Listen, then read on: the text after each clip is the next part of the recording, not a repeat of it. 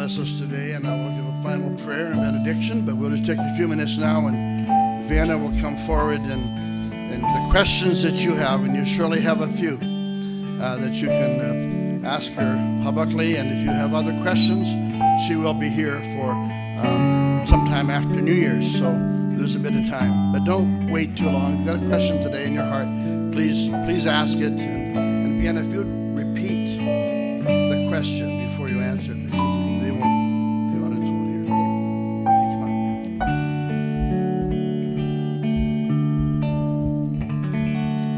Okay, now I feel more on level ground with you. A little better. Trevor.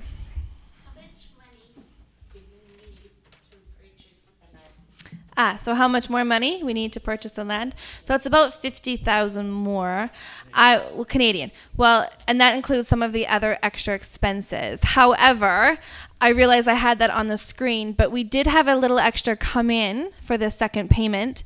And some of the extra stuff we have to pay for, we're going to pay for this month. So that will already be taken care of. So we're probably looking at around 45,000. I like to always average up because you never know how the dollar's doing. So 45,000 to 50,000 Canadian to be safe. So yeah, Zion.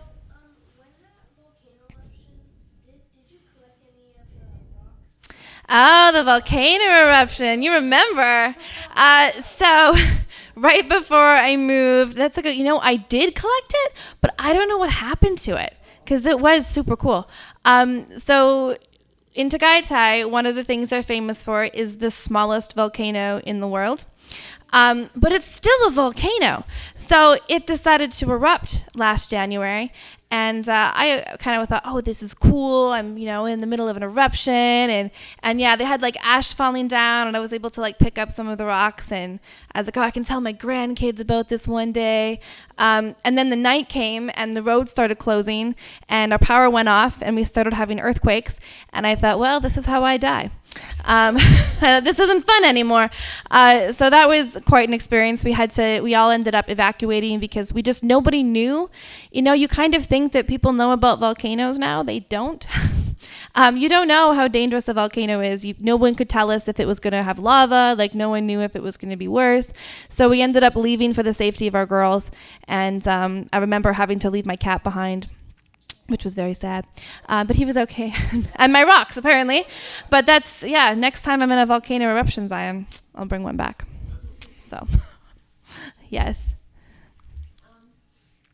So it seems like you guys are like almost full capacity right now, and it's going to take a long time to get the building built.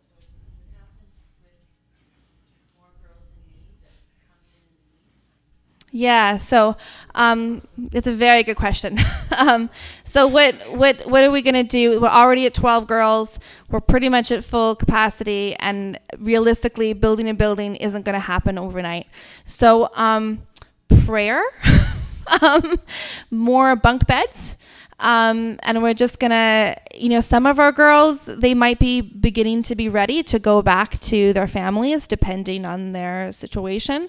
So we might start considering that, seeing if they're like, I can think of one girl in my mind that might be ready to go back with her grandparents in the coming future. We've already been kind of doing like spending some time with your grandparents, coming back with us, spending some time. So that would free up a space. But of course we don't want to kick girls out if they shouldn't be kicked out. So of course we won't be doing that. But yeah, that's why we're kind of like as quick as possible to get this building up, because we don't really have another space. This is really our only space. So yes. How long do you think it'll take to build? It's also a very good question. Well, we talked to another person in another city who just finished building a facility, like a mission facility, and it took them 2 years. I'm really praying it'll be less than that, because 2 years, I feel like we don't have 2 years, but God knows what we can handle. So, my feeling is like just as soon as possible. But yeah, I think usually buildings like that can take up to 2 years. I think it depends on funding, depends how if the funding comes in pretty fast, then you can build pretty fast. So that can kind of depend, and it depends on your crew. I mean, the good things in the Philippines is you don't have snow, so you can build all year round. I mean, the rain, except for the rainy season, but you can kind of, I mean, that'll play to our advantage. So, yeah. Do we have a building fund in place? Yes. So when you go through our MSC website, which funnels the funds to us, there's 3, right? There's myself, who's the missionary, the agent for MSC, and then we have the Tabuk Refuge of Hope, which is the shelter, and then you have Tabuk Refuge of Hope land and building. So that's where so it's a completely separate avenue that the money comes, and we're in. Yeah, so we like to not mix it as much. Even down there, we're trying really hard. Sometimes you got to kind of move stuff around, but we're trying to keep that as separate as possible. Yeah. Oh, yes. Just wondering if you have gone through any perpetrators coming to the house, and what would be the action you would take? Yeah, so what would the action be that we would take if a perpetrator came? Depends on the situation and depends on the perpetrator. If we felt like the girl was in a whole lot of danger, we would probably call the police. If it was like, especially if they were coming and threatening. We have had like a situation where the mother has brought her relative, who was one of the perpetrators for one of her girls, and like brought them in, and we didn't realize who it was till they were inside the house. So it's like, and then it's awkward because there is some relationship between this perpetrator and the abused that's good in a way too, because they're family. So it's a really weird, tricky situation. So in that situation, you just make sure you're there, and you have people there, so you're watching what's going on. And then after that happened, then we talk to the family. We're like, no, you don't do that. You don't bring them. So it's taken a bit of. Also, we're new. We're opening up. We're trying to figure out how much to communicate with the family, and that we did have to put some ground rules up pretty quick and explain, because we work with the family as well. So that can create some crossover. So we realized we had to be very firm and say, no, he cannot come to the shelter. And then they're pretty good at respecting that now. Oh, yes. What's the youngest or age range that you take? Yeah, good question. So our age range, we actually do have to choose an age range for the government. So that's a whole other thing. So we're actually overseen by DSWD, Department of Social Welfare and Development. So we're registered with them, and so they have certain requirements that we're supposed to follow. And one is that we choose an age group. So our age group is 8 to 18.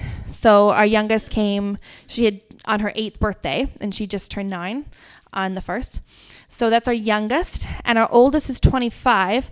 She's older than 18. We have 2 that are above 18, but they have cognitive delays. So because of that, we're allowed to have them because they're still in the child category. Yeah. We might expand that age group in the future, but well, one thing at a time. Judy. Yeah, that's a good question. Let's say, I can say something. Napintas ka is Ilocano for you're beautiful.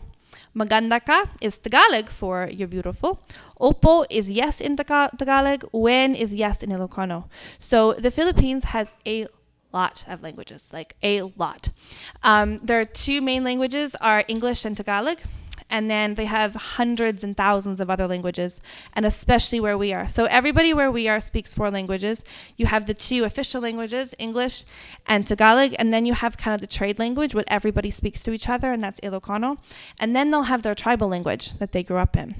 So a lot of the girls come to us, they can speak their tribal language and they can speak Ilocano, but they don't speak Tagalog and English very well. So that has forced me to speak as much Ilocano as possible. When I was in Tagaytay, it was Tagalog, so I was learning Tagalog, but now people don't speak Tagalog as much. They can understand it, but it's not the common language. So I had actually Kian, the person we hired on as my assistant and backup house parent. She was tutoring me for a while. But of course, the best teachers are the kids because they will correct you on things.